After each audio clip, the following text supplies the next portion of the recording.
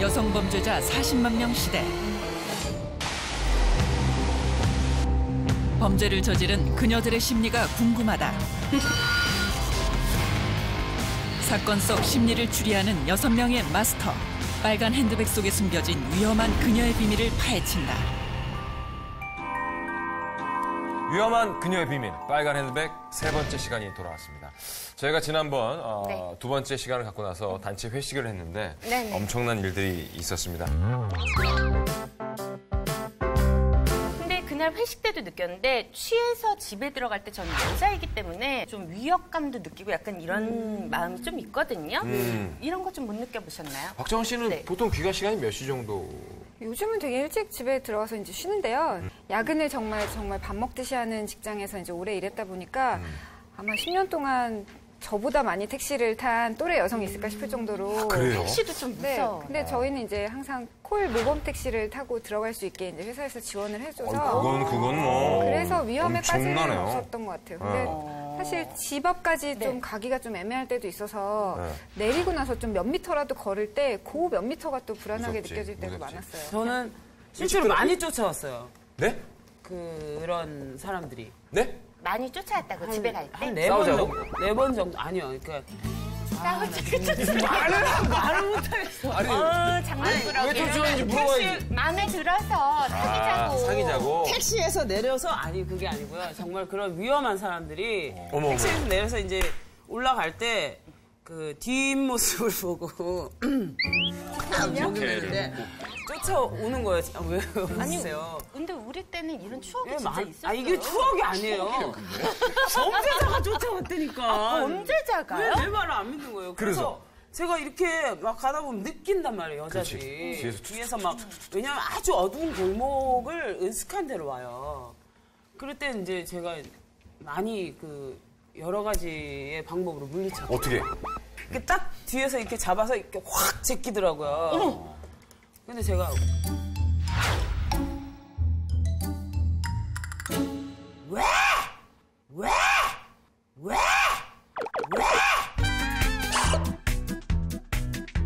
그랬어요. 그분이? 진짜 그분한테 그대로 기절하셨어요. 우리 배 교수님이 지금 여자 안 만난 지가 2년이래.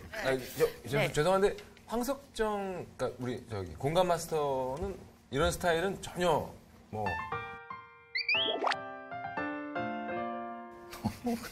예? 아니, 너 무서워요. 무서워요? 저는 잘 모르시는 것 그게 아니라 같아. 우리 저는 보면 볼수록 귀여운 스타일이에요. 그러니까 우리 황석정 씨 같은 경우가 볼매죠. 네. 매력 있어요. 근데 우연히 내게 오나 봐. 봄 향기가 보여. 너도 같이 오나 봐. 쌍둥이 아버지 사건 속으로 들어가시죠. 이제 본격적으로 좀 심각한 사연 속으로 들어가보도록 하겠습니다. 자, 이 사건은 세상에서 가장 가깝고도 먼 두 여자의 실제 사건입니다. 보시죠.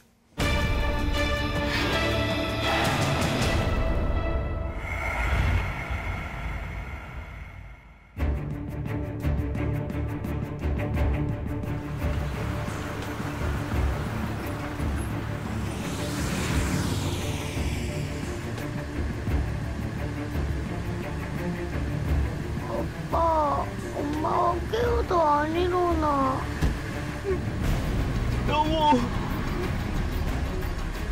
어느 날 저녁 5살 난 아들의 불길한 전화를 받은 김민석 씨.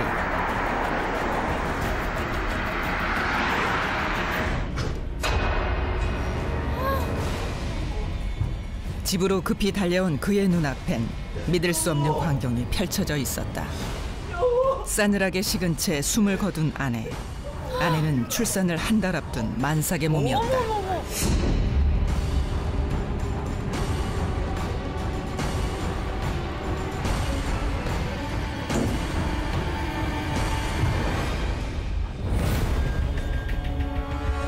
어머니, 일어나보세요.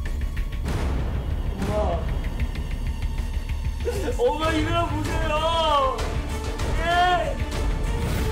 다행히 민석 씨의 어머니는 살아 있었다.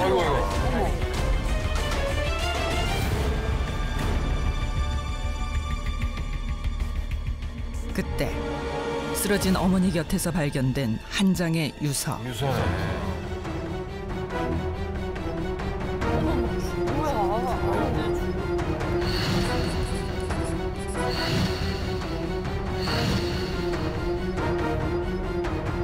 아내를 죽인 사람은 다름 아닌 자신의 어머니였던 것이다. 하루아침에 사랑하는 아내와 뱃속에 아이까지 잃은 김민석 씨. 한 가정에 들이닥친 이 끔찍한 비극은 과연 어디서부터 시작된 것일까?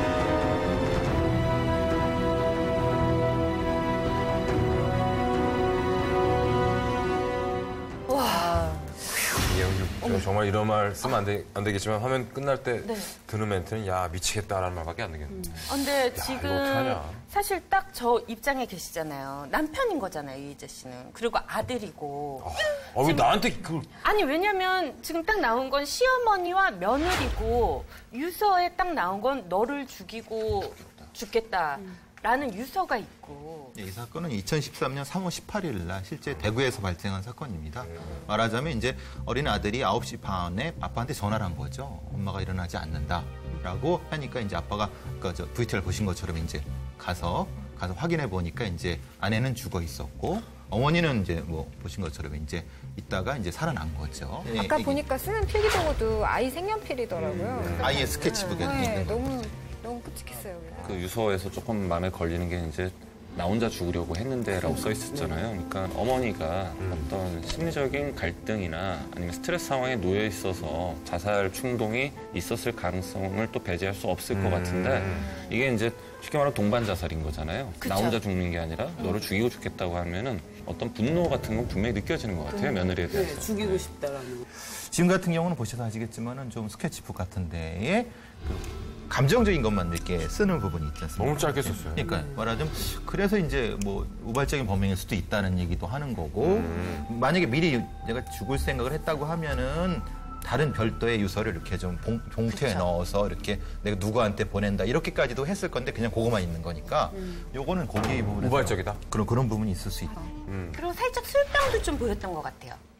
술병도 알코올 의존? 뭔가 또 술 뭐 이런 걸 보면 쓰레기를 빌어서. 그날 당일날 무슨 어떤 감정을 확 증폭시킬 만한 사건이 있었던 것 같기도 지금 하고요. 정은 씨가 말씀하신 게 되게 중요한데 알코올의 문제가 첫째는 모든 감정을 증폭시킨다는 거거든요. 지금 말씀하신 대로 기분 좋을 때 먹으면 더 기분이 좋은데 화가 날 때 먹으면 더 화가 나고요. 두 번째는 우리 스스로를 이제 뇌의 기능 중에서 화가 나건 어쩌건 간에 욱하고 올라오는 걸 우리 스스로가 통제할 수가 있는데 알코올이 이 통제력을 상실하게 만드는 게 알코올이거든요. 술병이 널브러져 있었다는 거는 어머님이 그동안에 뭔가 가지고 있던 감정의 증폭을 도왔다는 가능성은 그래서 상당히 술을 마시고 있었고 며느리가 들어왔고 거기에서 이거는 뭔가 그냥 폭발이 된 것 같아요. 한 가지 놓친 포인트가 있는 것 같은 게 시어머니의 그 몸 옆에 알약이 이렇게 나뒹굴어서 약도 있는 걸 있었어. 봤는데 그래서 뭐 영양제는 아닐 거 아닙니까? 그죠? 아마도 보통 이럴 때는 이제 하얀 약은 수면제로 아니면 우울증 치료제? 실제로 항우울제? 이제 그 자살 시도를 하시는 분들 중에서 가장 흔하게 이제 시도하는 방법 중에 하나가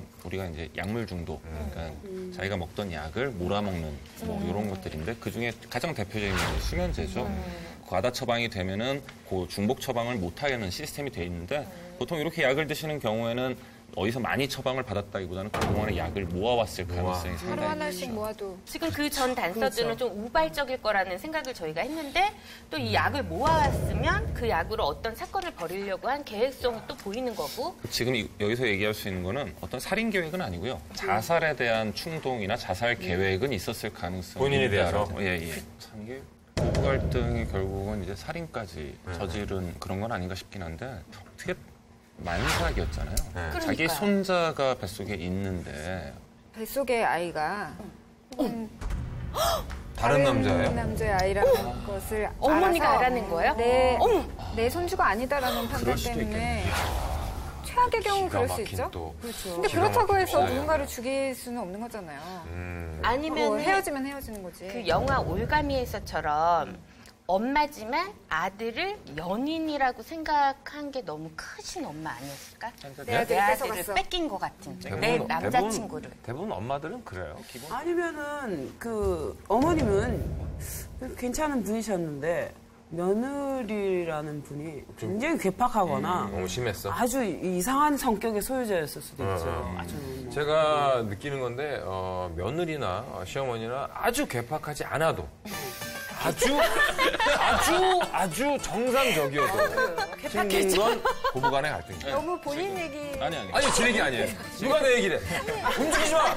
아무도 움직이지 마. 내 얘기 아니야. 지금 이재 씨가 말씀하신 게 굉장히 일반적인 고부 갈등 상황에서 흔히 접하는 거거든요. 그러니까 상담을 왔을 때 그분만 놓고 봤을 때는 나무랄 데 없는 분이에요, 분명히. 굉장히 뭐 상식적인 분이고 인품도 괜찮으신 분인데 꼭 고부 갈등이라는 어떤 역할 속에 빠지게 되면은 사람이 변하다는 거예요. 그러니까 그 사람 안에 있는 뭔가가 튀어나온다는 걸 느끼거든요. 예, 그리고 저는 가장 걱정이 되는 게 저희 손자거든요. 5살 아이인데 백 교수님, 이 아이가 실제로 저 모든 사건을 본 겁니까? 아까 저기 화면에서 보시면 아이가 그 아빠한테 전화한 게 들렸지 않습니까? 이제 할머니가 엄마 위에 올라타고 막 때린다. 네? 뭐 그리고 엄마가 일어나지 않는다. 그걸 실제로 목격을 했다고 합니다. 아우, 어떻게 세상에. 그럼 이 아이는 성장하면서 그걸 계속 기억에 담아두게 되잖아요. 이 아이는 그럼 치료를 뭘 어느 정도는 받고 성장을 해야 될 것 같아요. 치료는 반드시 필요할 거고요. 지금 이 아이 같은 경우에는 자기 친할머니가 자기 친엄마를 살해하는 장면, 현장을 목격했다라는 거는 이 친구에겐 씻을 수 없는 트라우마가 될 거고요. 일단은 이제 우리가 제일 우려되는 건 이제 외상후 스트레스 증후군이라고, 이게 우울증보다 훨씬 심각하고 훨씬 오래가는 질환입니다. 그리고 이게 무서운 거는 이 외상후 스트레스 증후군의 환자분들의 뇌 MRI를 찍어보면은 실제로 뇌에 구조적 변화가 와 있어요.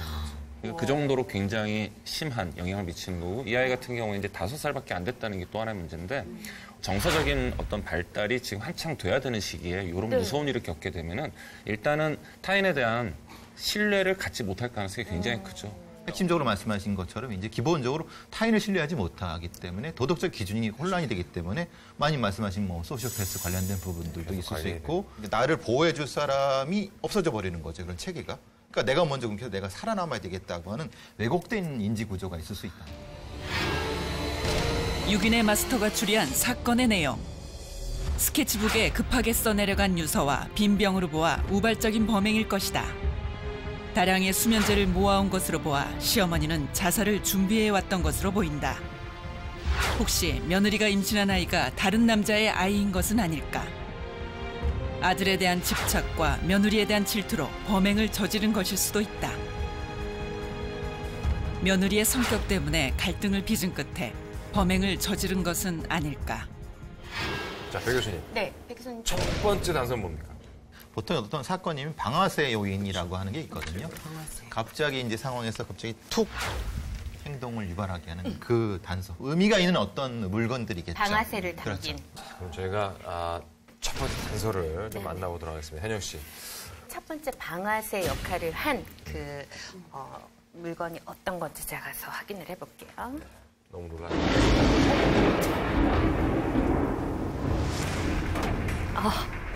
뭘까? 어머. 뭐야? 뭐야. 딱 이걸 잡는 순간 가슴이 이렇게 되게 막 찢어지듯이 아픈 감정이 들어요. 아니, 일단 들어오세요.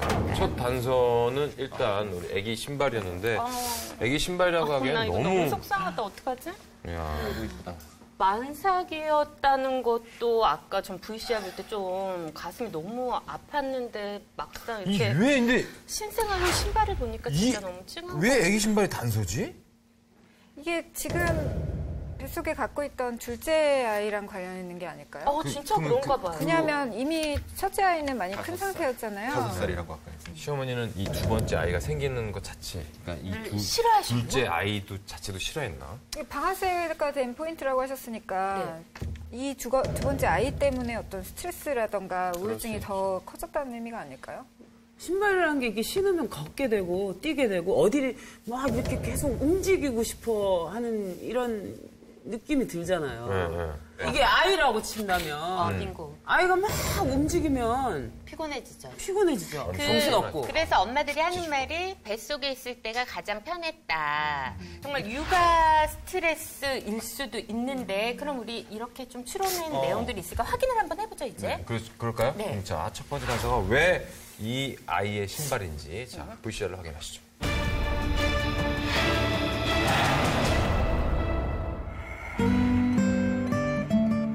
시어머니 장 씨의 집에서 10분 거리에 살고 있는 김민석 씨 가족. 어머니 저희 왔어요. 가깝네요. 시댁 근처에 살고 계시죠. 아이고, 이렇게 좋았는데. 장 씨는 맞벌이를 하는 아들 부부를 위해 며느리가 퇴근할 때까지 손자를 돌보고 있었다. 우리의 시어머니가 애를 키워주셨고요. 황혼 육아. 아이고. 이거 봐라. 곧 태어날 네 동생 거다. 이쁘지? 그러던 중 둘째를 임신하게 된 며느리. 새 생명을 맞이한 가족들은 설렘과 기쁨을 감추지 못했다. 그러나 그들에겐 어려운 문제가 하나 있었다. 둘만 있을 때가 이런 갈등이 시작되더라고요. 어머니, 태윤이 피부가 예민해서 일반 세제로 빨면 안 돼요. 그리고요, 번거로우시는 제가 말씀드렸는데.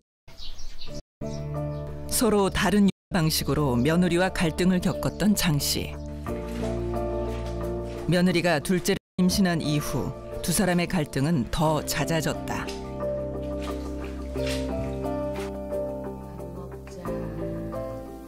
아이고 잘 먹네. 김치도 없고. 어머니, 지금 뭐 하시는 거예요? 저 갈등 많아요. 먹이는 거. 뭐 하시는 거냐고요? 태훈 애비도 다 이렇게 먹였어. 그러니까. 진짜 왜 그러세요? 자신의 육아 방식에 대해 사사건건 불만을 털어놓는 며느리. 저게 맡기면 안 돼. 장 씨는 며느리가 자신을 무시한다고 생각했다. 아유, 저거는 문제가 큰데. 이미 너무 어쩌다 이렇게 우울해서. 됐어? 왜 그랬어? 약간 에바준 공원. 어머니, 맞아요. 태윤이랑 놀 땐 잘 지켜보셨어야죠. 그렇게 장 씨의 분노는 쌓여만 갔다. 오, 발로 찼나 발로 차. 진짜 그러네?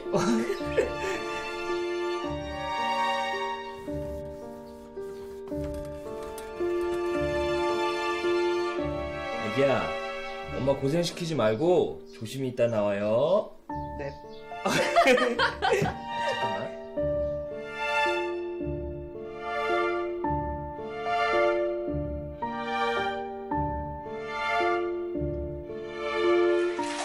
첫째 손주의 육아만으로도 큰 스트레스를 받고 있던 장 씨.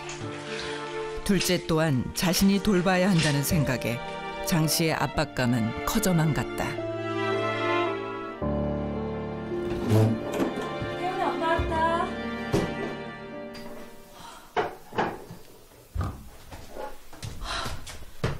어머니, 애 있는데 술을 드시면 어떡해요?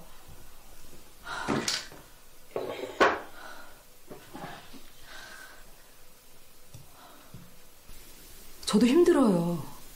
애 키우면서 회사 다니는 거 누가 뭐 좋아서 하는 줄 아세요? 이제 곧 둘째도 나올 텐데 어머니 계속 이러시면 저 진짜 힘들어요. 손자 앞에서 술을 마신 일로 며느리에게 심한 타박을 받은 장 씨. 심하게 타박받았구나.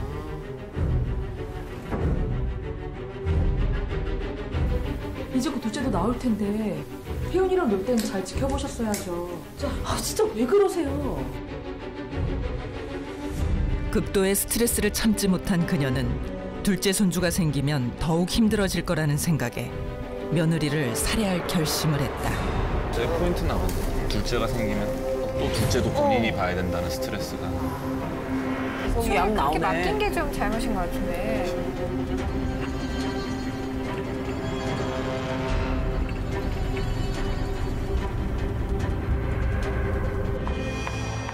근데 이런 일들이 반복이 돼간 거죠. 늘 있었던. 그러니까 늘 어머니 저희 갈게요. 국수 해놨다. 먹고 가라.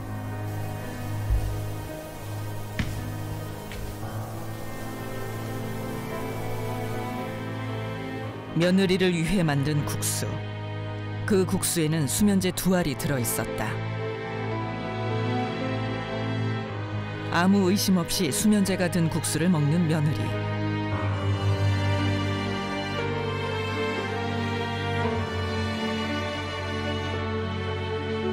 시어머니 장 씨는 다음 계획을 세웠다.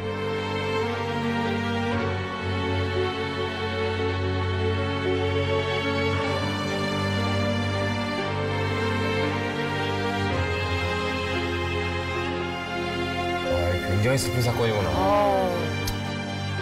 국수를 먹은 후 잠이 든 며느리.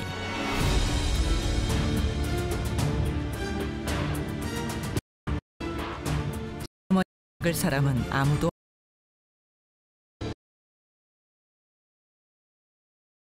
살해했다.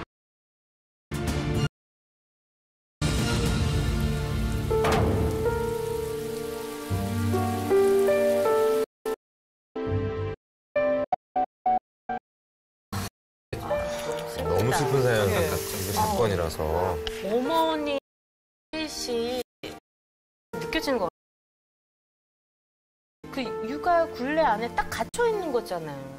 일단 실제 이 사건 속에서 우리 추리 마스터 배 교수님, 이 손자 육아를 어디까지 책임지고 있었어요? 뭐 보신 것처럼 이제 가장 그 손이 가는 나이가 5살, 6살이니까 그러니까 학교는 가지 않았지만 어린이집인데 혼자 다른 걸 못하는.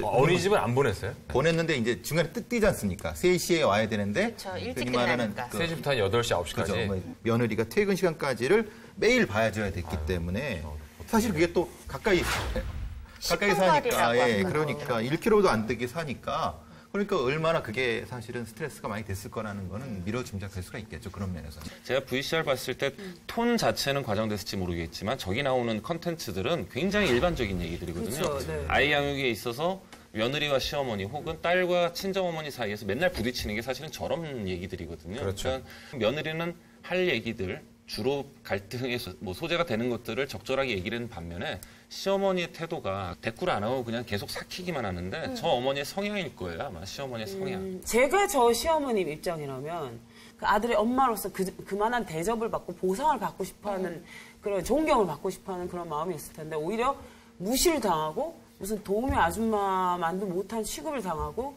계속 지적을 당하고 또 아들은 아까 VCR 보셨다시피 별로 거기에 대해서 이렇게 관여를 안 하고 원래 엄마는 그런가 봐 하고 그냥 방치해두는 거 같죠. 그렇게 되면 내가 여태까지 그렇게 애써오고 애들 양육해오고 그렇게 애써왔던 이 모든 게 아무 가치가 없고 나는 그냥 살 필요가 없는 사람이 돼버리는 거예요. 근데 공감 마스터시기 때문에 이제 그 시어머니 입장에 공감해 주시는 부분은 이해하는데 며느리로서 왜 저런 태도를 가지는 거야라고 예의의 문제로 이걸 짚고 넘어가지는 말았으면 좋겠어요. 분명히 뒤에 숨어있는 시스템도 있고 맞아요. 둘이 만나서 어떤 일으켰던 커뮤니케이션의 문제도 있고 남편의 문제도 있기 때문에 저는 애를 그 부모님한테 맡기는 자체가 문제인데 요즘 그 황혼 육아 많다 그러죠. 그렇죠. 대한민국 맞벌이 부부가 500만이 넘었고요. 결혼한 가정 10가구 중에 4가구가 맞벌이고 맞벌이 부부의 50.5%가 조부모에게 육아 도움을 받고 있다고 합니다. 조부모님 입장에서 보면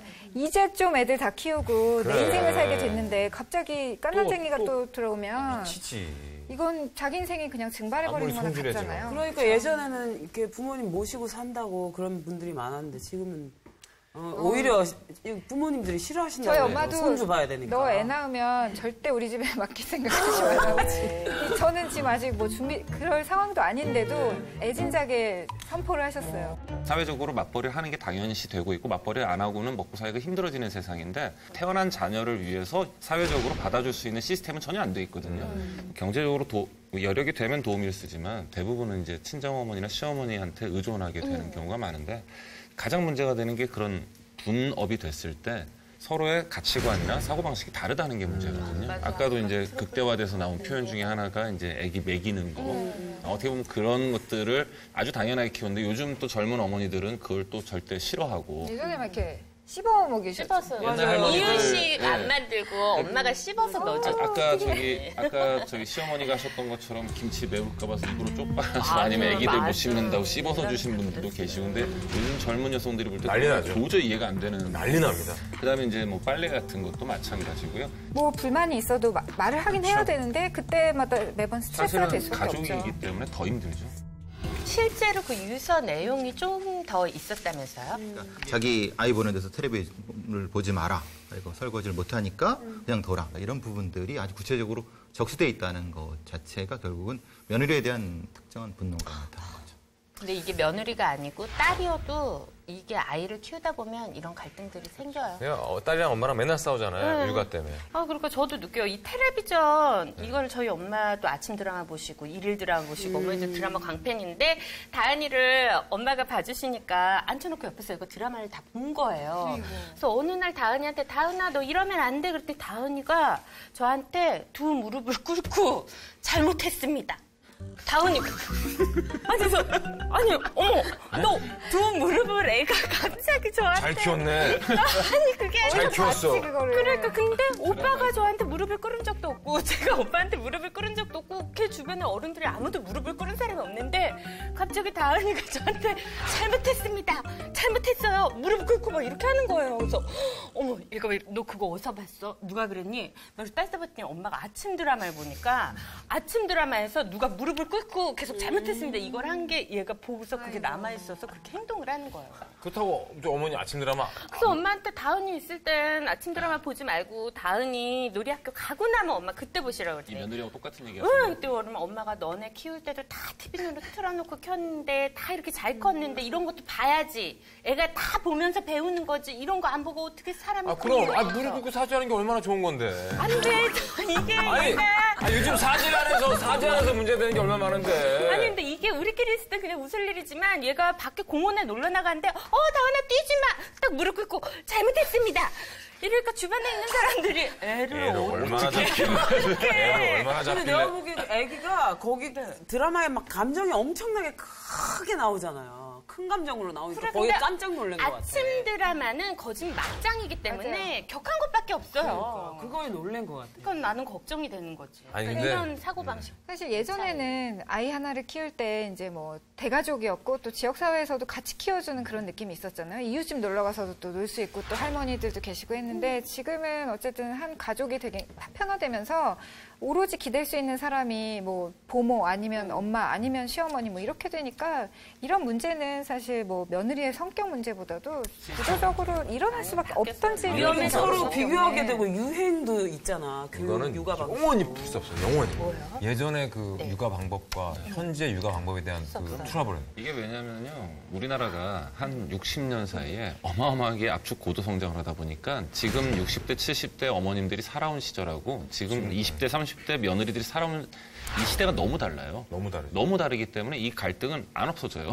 근데 실제로 이 황혼 육아 때문에 스트레스 받으셔서 찾아오시는 분들이 좀 계신가요? 그럼요. 그러니까 실제로 이제 요즘 노인분들 우울증으로 오신 분들 상담하다 보면 황혼육아 스트레스가 상당히 많습니다. 황혼육아에 대해서는 이제 어떤 문제가 되냐면 첫 번째는 신체적으로 그 연세는 아이를 키울 수 있는 체력이 안 돼요. 그러니까 보통 관절염, 팔꿈치하고 어깨 쪽 관절이 나가는 분들 상당히 많고요. 허리 디스크도 상당히 많이 생기고요. 그다음에 무릎이나 이제 아기 데리고 많이 걷다 보니까 실제적으로 신체적으로 이제 문제가 되는 경우가 제일 많고요. 이것뿐만 아니라 이제 아까 잠깐 얘기 나왔는데 교육 방법의 차이, 양육 방법의 차이에서의 어떤 가치관의 차이가 너무 크고요. 특히 이제 요즘 젊은 부모님들 같은 경우에는 내가 잘하자고 했던 건데 단점이 되는 게 아는 게 너무 많아요. 정보가 너무 많다 보니까 정보가 애를 어떻게 하는 게 좋다, 어떻게 하는 게 좋다 너무 많고 너무 많이 알다 보니까 미치겠어, 이제 그런 얘기를 그 아이를 키워주는 조부모한테 할 수밖에 없고 그래서 이런 여러 가지 문제 때문에 그 황혼육아 스트레스가 커지고 결국 그로 인해서 우울증이 오는 경우도 상당히 많고요. 배 교수님, 그 육아 그 우울증 때문에 여러 가지 사건들이 있죠. 뭐 흔히 많이 보신 것처럼 백화점에서 어떤 굉장히 멀쩡하게 생긴 그 여성분이 도둑질을 해요. 근데 뭐 그건 경제적인 이유가 아닌 거죠. 말하자면 도벽도 나타날 수 있는 거고. 육아 우울증으로 그렇죠. 도벽 말하자면 증세가 나타나요? 그러니까 육아 우울증 때문에 나타나는 그러니까 심각해진 부분도 있고 말하자면 동반자살. 이건 동반자살은 아닙니다. 이렇게 표현하면 안 되는 거죠. 그러니까 자녀를 죽이고 살해 후 자살이. 자기도 자살하는 부분이 있는데 2011년도에 아이가 막 떠든다고 그런 거를 슬슬 데리고 나왔어요. 모텔에서 있었는데 모텔에 시끄럽게 하잖아요. 그것 때문에 남편하고 싸웠어요. 그러니까 이제 이게 극단적인 선택을 하게 된 거죠. 첫 번째 단서, 아기 신발이 상징하는 그녀의 비밀. 시어머니 장 씨가 느끼는 손주 육아에 대한 스트레스와 압박감을 의미하고 있다. 육아 스트레스를 상징한 우리 아기의 신발이었고요. 자, 우리 두 번째 단서는 과연 뭘지 배 교수님 뭡니까? 네, 이거는 이제 시어머니와 며느리 사이의 관계를 거의 어땠는지를 나타내주는 단서가 되겠습니다. 아까는 그 뭐 방아쇠였다면 그렇죠. 이번에는 우리 시어머니와 며느리와 관계에 대한 매우 중요한 부분이죠. 여태까지 해왔던 얘기 어떤 핵심적인 게 없는 거죠. 그럼 이거는 우리 곽정원 씨가 직접 공개해 주시겠습니다. 아이고, 물도 쏟았네. 쫀득 안 치나요? 기다리세요.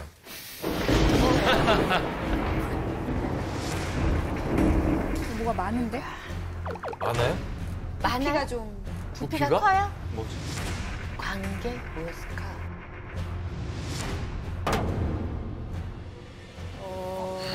스카프? 네. 스카프? 뭐야? 제가 굉장히 좋아하는 문양의 레오파드. 스카프. 호피무늬. 호피무늬. 네. 어, 두툼하네요. 이거? 표범문인가? 네. 비슷한 하여튼. 레오파드래요. 아니 뭐지? 빨리 가서 놀래요. 이거 데리기 싫어요. 아니 발열로 섬뜩해. 이거는 선생님, 뭐 우리 때도 좋아하지만 어머니들이 좋아하는 문양 아닐까요? 그렇죠. 어머니의 젊은 명품 난 스카프. 정답을 알 것 같아. 뭐예요? 이 얘기를 하면 이거 놓치실걸요? 놓고 싶을걸요? 아 잠깐만, 도구. 사례도구. 에이, 아니야. 근데 이 호피무늬라는 게 그 여자분들이 다 하나씩 갖고 싶어하는 아이템이거든요. 도발적이고 막 야성적이고 이게 화려하기도 하잖아요. 이게 만일 어머님 거라면 어머님도 그 여성으로서의 그런 찾고 싶어 하시죠. 그러니까 그런 게 있었을 것 아니, 같은데. 제 생각엔 아까 며느리가 하고 있던 거와 거의 비슷한데 사회생활하는 여성을 뜻하는 것 같아요. 어? 이게요? 그러니까 맞벌이를 했잖아요. 네. 며느리가. 이게 뭐 여기 그러니까 사회생활을 하는 뭔가 좀 화려해 보이는 여성을 뜻하는 스카프인 것 레오파드. 같아요. 화려한. 네. 며느리는 화려했고 시어머니는 어머니는 아까 VCR에서 소화했다? 봤지만 예. 그럼 화면을 볼까요? 과연 네네. 이거 볼까? 이 단서가 네. 과연 어떤 의미일지 자 VCR 보시죠.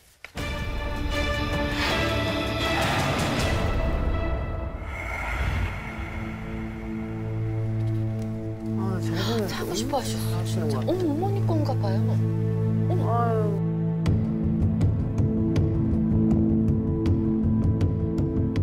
범행 당시 시어머니 장 씨의 나이는 57세.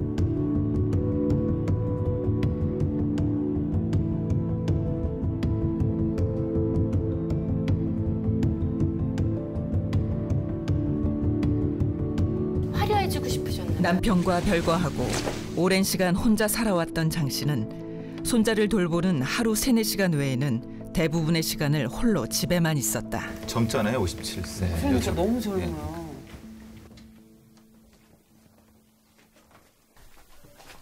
할머니 안녕히 계세요 해야지. 안녕히 계세요. 어머니 안녕히 계세요. 어머니 푹 쉬세요. 그래. 가자. 잠깐만. 남편과 별거한 후 장 씨에겐 아들 하나만 남았다. 그러나 아들에게 있어 어머니 장 씨는 늘 며느리 다음이었다. 갈게요.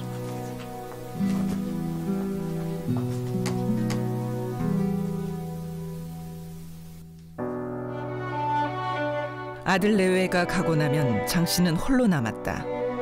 남편과 헤어지고 아들을 결혼시킨 후 장 씨의 허전함은 점점 커져만 갔다. 그녀는 집 밖으로 나서지 않고 그렇게 스스로를 가두었다. 혼자 있는 시간이 길어질수록 장 씨의 우울증도 심해졌다. 22년 전부터 알아왔던 우울증은 범행 한 달 전부터 악화되기 시작했고 약을 2배로 늘려야 했다. 그런 그녀에게 며느리의 행동 하나하나는 더 예민하게 다가왔다.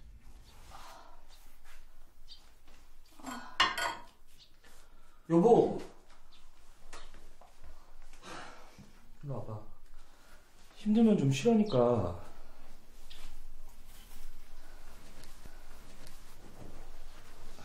저 어머니, 그 집사람 많이 피곤하는 것 같은데 일찍 가서 먼저 쉴게요. 어머니 죄송해요.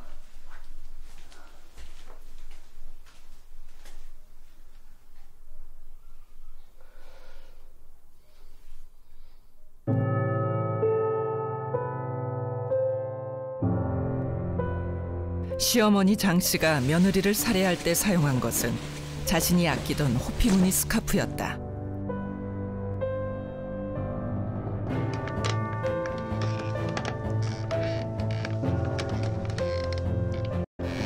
또 의미가 있죠.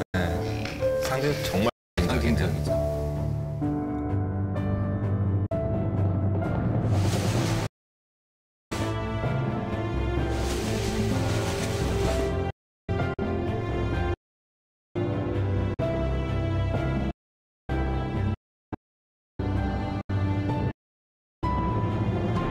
집사람 많이 피곤한 것 같은데 일찍 가서 먼저 쉴게요. 엄마 고생시키지 말고 조심히 있다 나와요.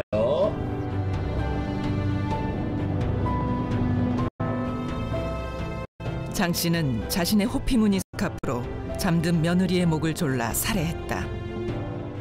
며느리에게 아들을 빼앗겼다는 박탈감이 이 끔찍한 비극의 또 다른 방아쇠가 된 것은 아닐까.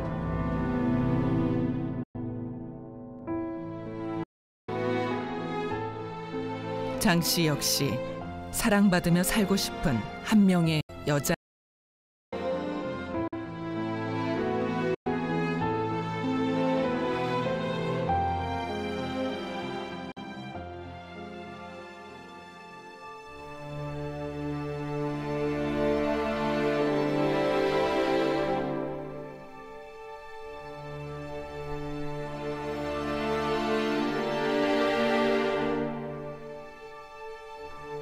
와, 이게 할머니라고 하기엔 너무 젊으셨네.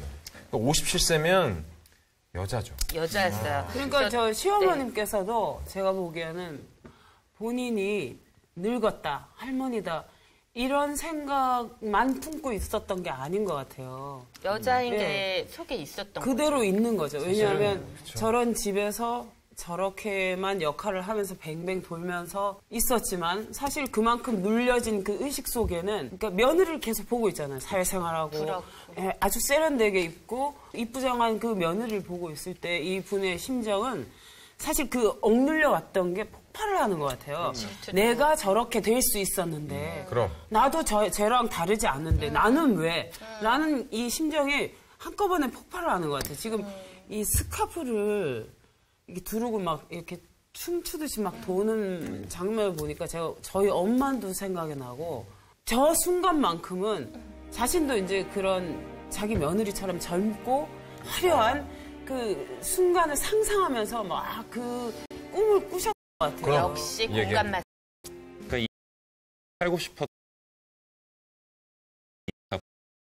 는 전혀 그렇게 보지 못하고 57세밖에 안 됐는데도 남편하고는 별거를 했고, 그러니까 자기와 애정을 나눌 대상은 없고 아들은 결혼을 해서 며느리한테 뺏긴 것 같고, 이 며느리는 내가 살고 싶었던 여성으로서의 삶을 살고 있고 그거를 매일 보면서 단순하게 며느리를 죽이는 게 아니라 정말 자기가 자기 존재를 부정하는 그런 어떤 상징적 의미도 담겨 있지 않을까 싶어요. 그 정확히 배 교수님 사인은 뭐였나요? 사인은 이제 뭐 앞서 보신 것처럼 이제 일단은 이제 그 수면제로 독수를 탄 다음에 잠들게 한 다음에 이제 스카프로 목을 조른 상태가 되는 거죠.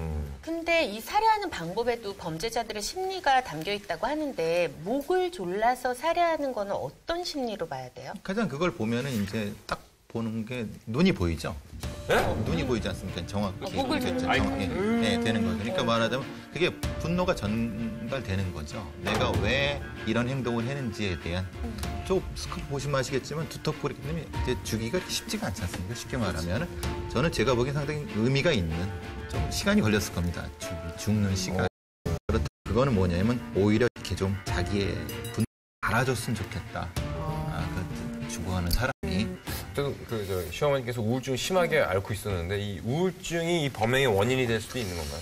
법원 판결 자체는 최종 판결에서는 우울증을 그렇게 심하지 않다고 판결을 했어요. 물론 요인이 있었는데 그것이 결정적인 건 아닐 것이다. 황혼 육아라든가 아니면 관련된 문제가 상당히 컸을 것이다라고 법원에서 판단을 했었는 부분이 있는 거죠. 근데 이게 실제로 우리가 이제 우울증 때문에 이런 일이 벌어졌다라고는 할 수는 없지만 우울증 때 충분히 그럴 가능성은 있다라는 거거든요.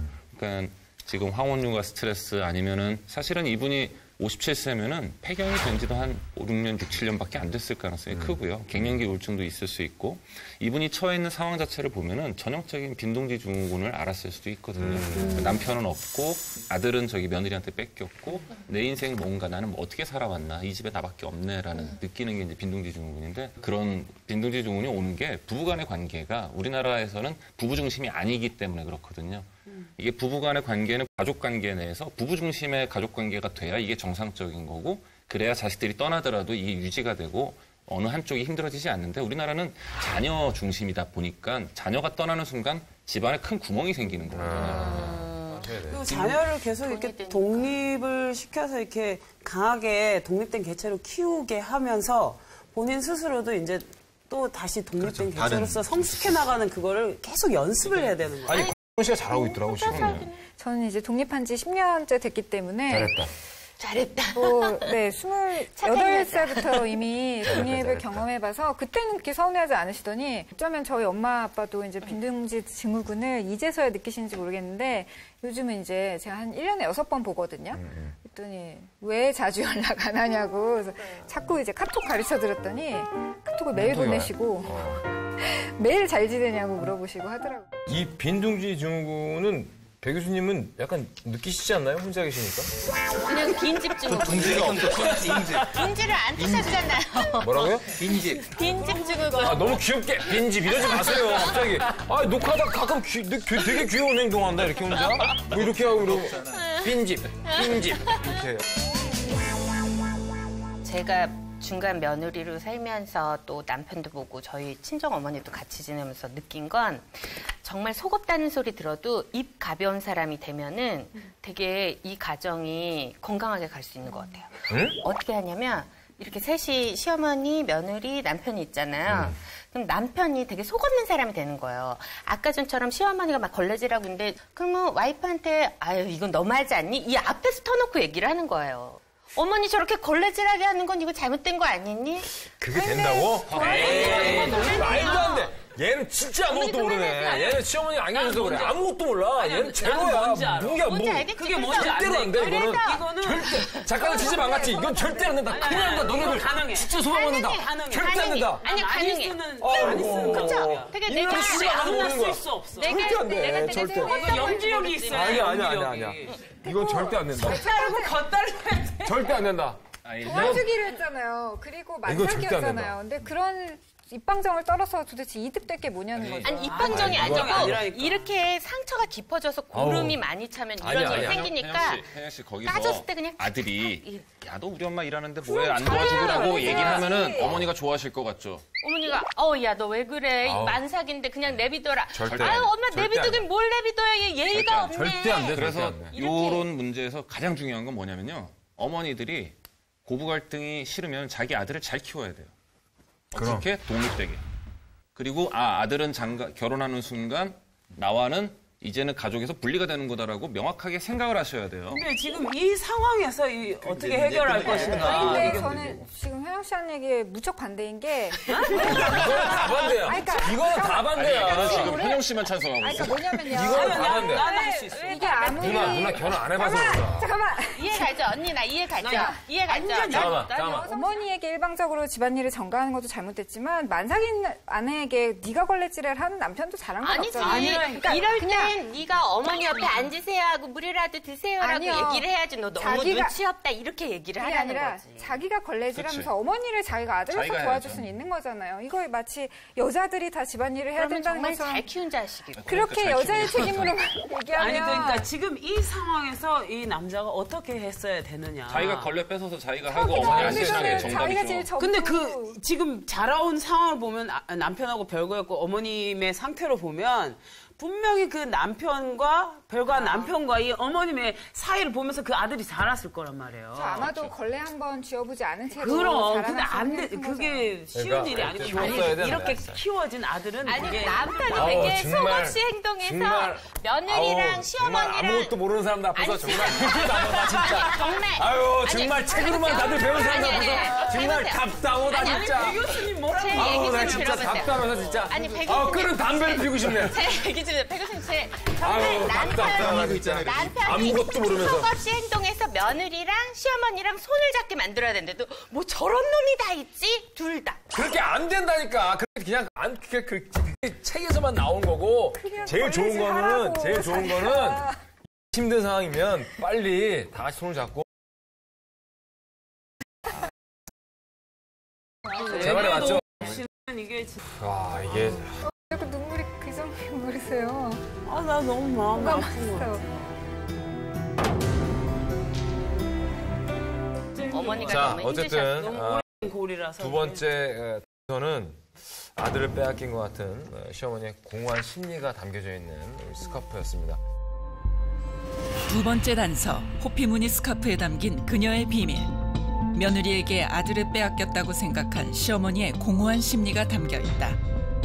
그렇다면 대체 무엇이 장씨로 하여금 만삭의 며느리를 살해 만든 것일까? 를 해보고 넘어가면요. 시어머니가 황혼 육아 스트레스로 인한 우울증으로 인해서 며느리에게 수면제를 먹이고 스카프로 목을 졸라서 죽인 사연입니다. 첫 번째 단서는 이제 아기의 신발이었고요. 그렇죠. 두 번째 단서는 호피무늬 스카프. 이제 마지막 단서만 남겨두고 있습니다. 자 마지막 단서는 뭔가요? 근데 이 단서는 사실은 지금까지 나왔던 것들 좀 종합할 수 있고 우리가 좀 의문을 가졌던 게 어머니가 왜 지금 이렇게 행동했을까? 그쵸. 말하자면은 그 어머니의 과거를 알 수 있는. 자 그럼 마지막 단서는 우리 황석정 씨가 직접 공개해 주시겠습니다. 아, 네. 네. 아이고 마음이 진짜 찹찹하네. 너무 슬픈 단서가 나올 가슴이 것 아파. 같아요.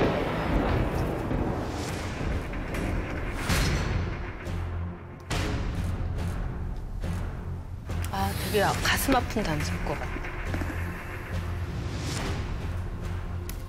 뭔가요? 글쎄요 이게 뭐지? 도장 아니에요? 도장? 이게 자개로 보통 그렇죠. 도장. 이게 도장은 어디? 보석 열어보겠습니다. 반지 옷가락지. 어머니들이 아 옷반지. 네네. 옷반. 시어머니 소유의 반지인 거죠? 그렇죠. 예. 어떤 전통이나 과거를 상징하는 거 아닌가 싶어요. 아, 옷반지가? 옷반지라는 게. 요즘은 거의 안 하시죠. 많이 안 하시니까. 그렇죠. 반지 하면은 보통 우리 그런 생각 하게 되잖아요. 약속. 뭐 이렇게 하잖아요. 아내면 아내.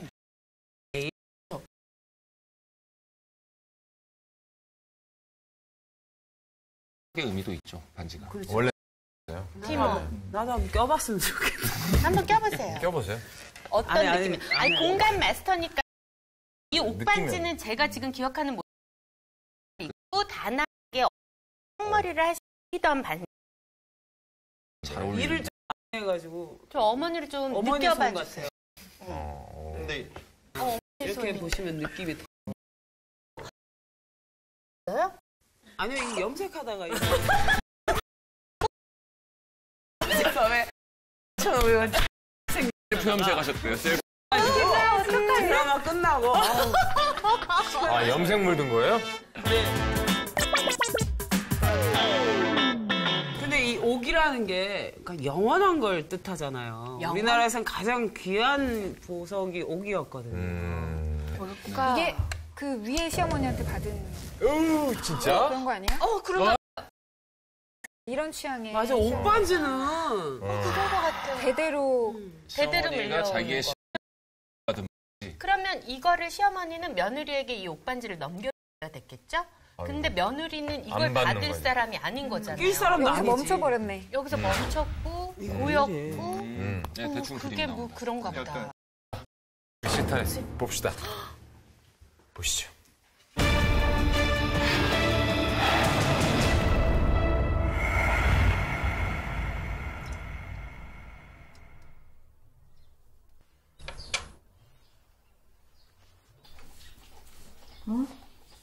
어머니, 이거 뭐예요?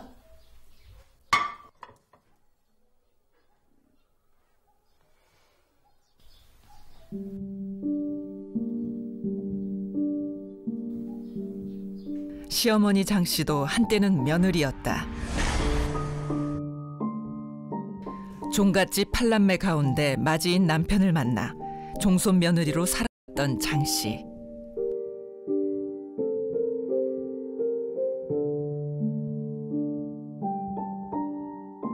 와, 종갓집 장손면. 장 씨는 남편과 별거하기 전까지 오랜 시간을 종갓집 맏며느리의 부담감을 안고 살아왔다. 정부죠, 정부. 정부.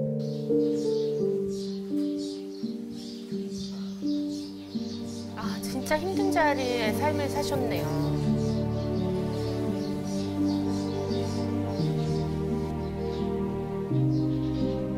그러나 자신의 직업을 갖고 활발히 사회생활을 하는 며느리는 장 씨와는 다른 인생을 살아가고 있었다.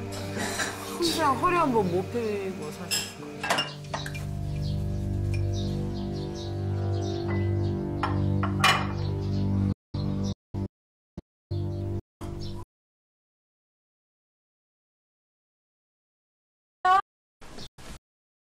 네, 다음 주 감사절은 부담했어요.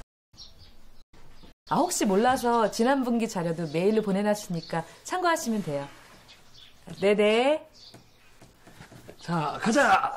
진짜 이런 어머니, 저희 문제가 갈게요. 현실로 많이 일어나겠어. 진짜. 종갓집 맏며느리로 평생을 고단하게 살아온 장 씨에게 자신의 인생을 살아가는 며느리의 모습은 어떻게 비춰졌을까?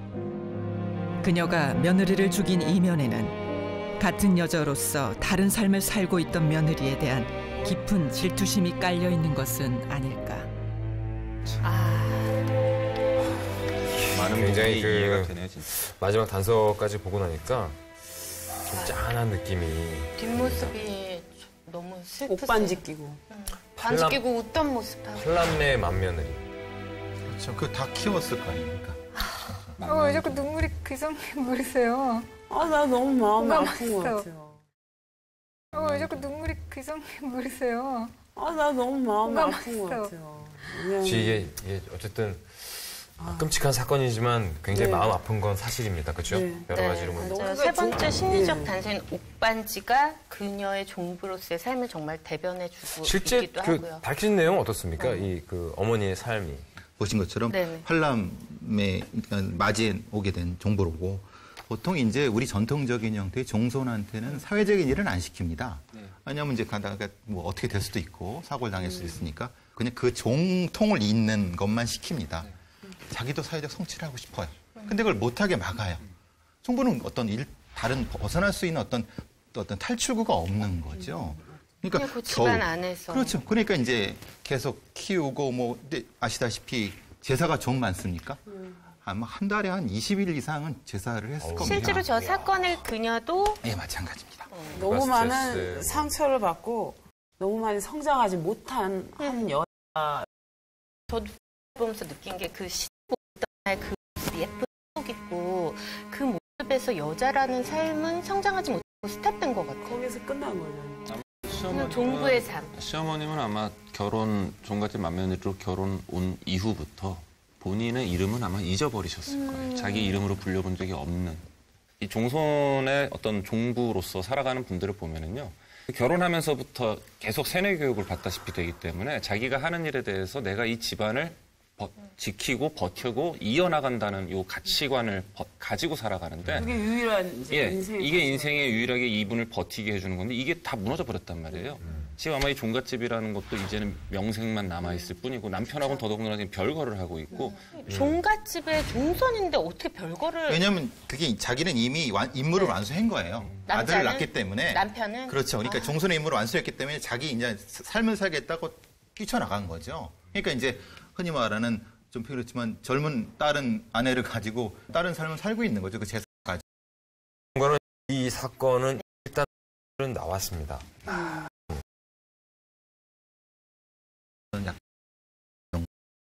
물론 법적인 처벌에서는 며느리하고 태수에 있는 8개월 된 그 아이를 죽인 범죄에 대한 중형 선고가 됐는데 그래서 안타까움은 그렇습니다. 여성의 삶을 이해하는 과정 속에서 이루어졌을까라고 이런 물음표를 그 당시에 이 사건이 발생했을 때 그 기자들이 이런 분들도 얘기를 했어요. 말하자면 조금 한 것이 아니냐. 보면 이 사건 자체가 스스로를 보호할 수 없는 비극 같거든요.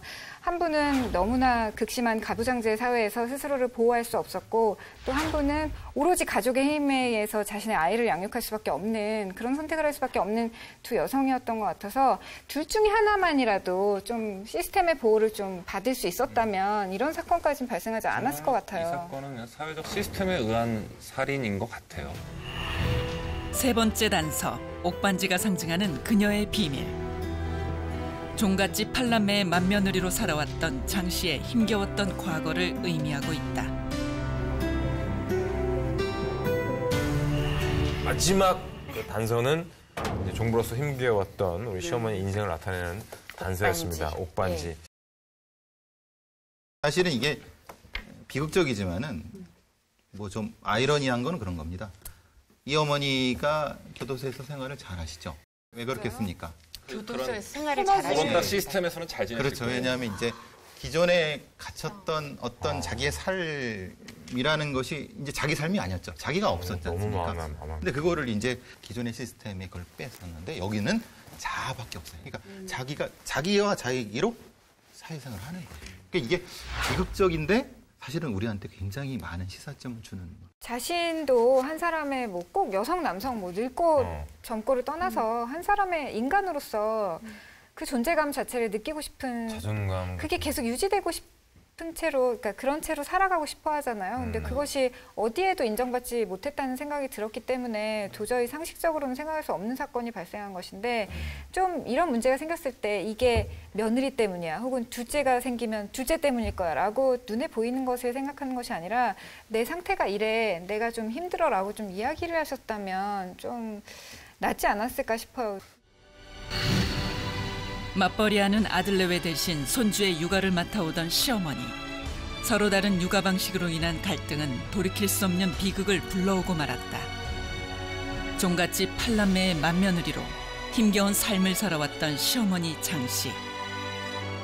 미처 태어나지 못한 손주의 생명까지 앗아간 잔혹한 범행의 이면에는 자신과 정반대의 인생을 살아가는 며느리에 대한 부러움과 질투가 숨겨져 있던 것은 아닐까.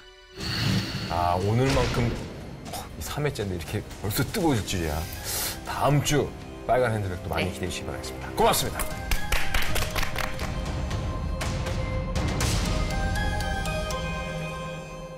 You can call me confused. All that I can confess is I can't come to terms. Settle for something less. Will I feel this emotion till the day